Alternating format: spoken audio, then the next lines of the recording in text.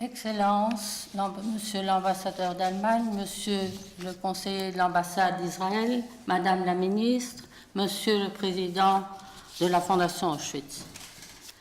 La thèse défendue par le docteur Kim Wishman en 2012 au Birkbeck College de l'University of London, département d'histoire classique et archéologie, lui vaut aujourd'hui le prix Jacques Rosenberg. La thèse vient d'être publiée sous les auspices de la Harvard University Press. En parallèle à ses recherches, Madame Wishman a enseigné l'histoire et la culture juive à l'University of London et à la Wiener Library. Actuellement, elle poursuit une post-doctoral research à la Martin Buber Society de l'Université hébraïque de Jérusalem. Nombreux sont ses articles et participations actives aux conférences abordant le sujet de ses travaux, notamment à la 37e rencontre organisée l'an dernier par le German Academic Exchange Service à Denver, Colorado.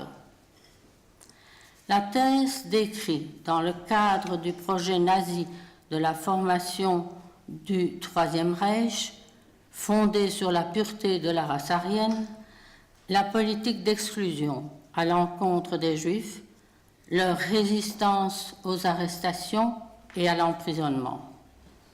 Madame Wishman montre les implications et les effets de cette politique sur la société allemande.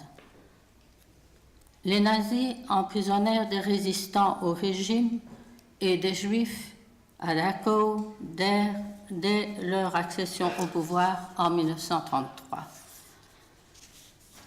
Les historiens se sont jusqu'à présent peu penchés sur les camps d'avant-guerre.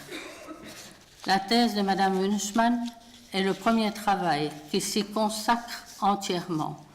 Il s'agit d'une recherche novatrice et originale relative à cette thématique. La lauréate aborde les origines du système concentrationnaire en se basant sur un large éventail à peine exploré de sources, de témoignages recueillis en Allemagne, en Angleterre, en Israël, aux États-Unis. Au fil des ans, arrestations et déportations devinrent systématiques et coordonnées afin de mettre les Juifs sous pression, de les pousser à émigrer et pouvoir finalement les priver de leurs biens. En 1935, des Juifs revenant d'un long séjour à l'étranger furent immédiatement arrêtés car mettant en danger le futur Troisième Reich, se débarrassant d'indésirables. Leur libération fut conditionnée à leur émigration, autrement dit à l'exil définitif. 1933-1939 fut une période de grands changements politiques et sociaux que Madame Wishman divise chronologiquement en 3 périodes.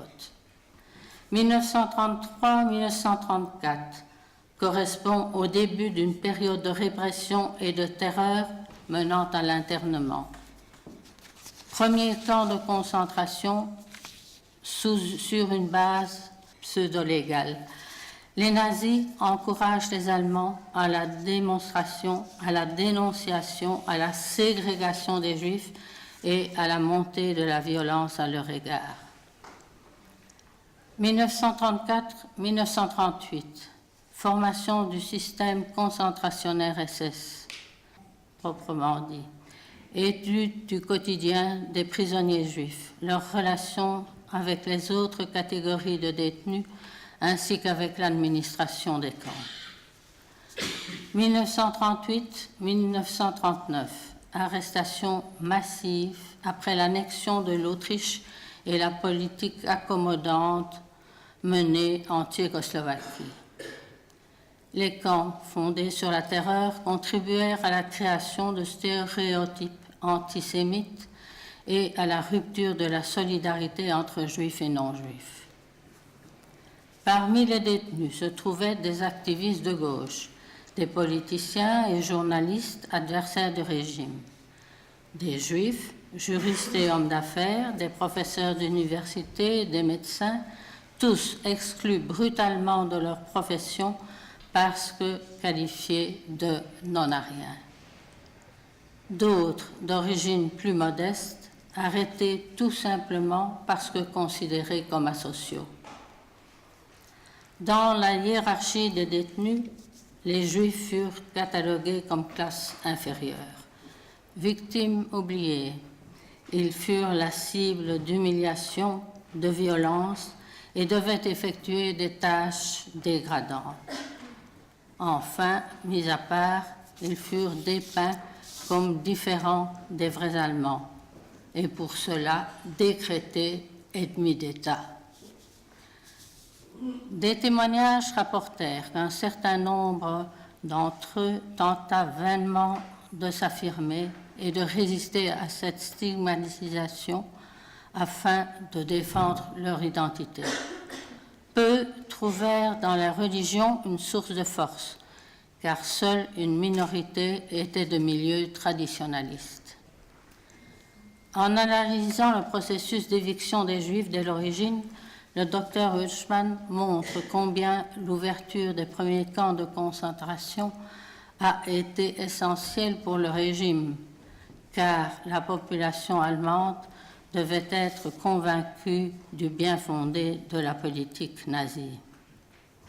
Ces camps furent le prélude à la solution finale, dans une phase de transition politique cruciale.